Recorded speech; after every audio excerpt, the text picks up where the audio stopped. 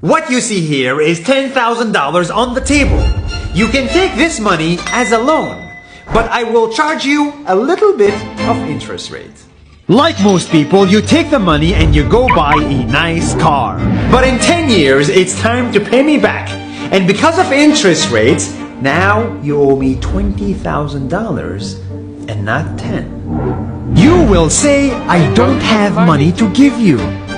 And if you don't, I take your car and a piece of your house. This is how debt works. And after 3 years of traveling the world, I noticed that this is exactly what China is doing. For example, take the small island nation of Sri Lanka. This developing country needs money and China has a lot of it.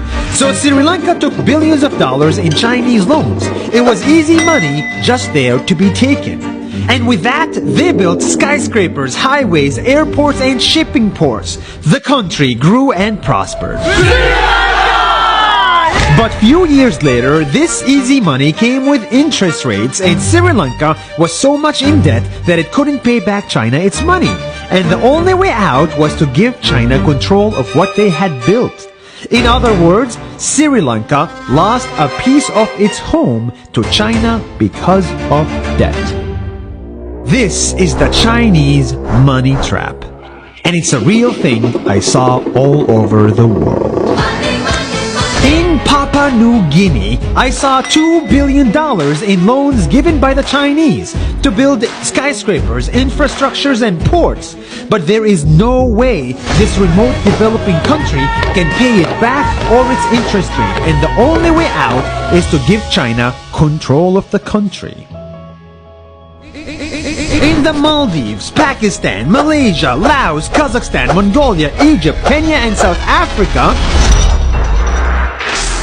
the same thing is happening, and many countries are struggling to pay back Chinese loans. If you look closely, all these infrastructure projects like highways, ports, and bridges connect to China through the sea or through the land to form something far bigger, far more powerful than just a bridge.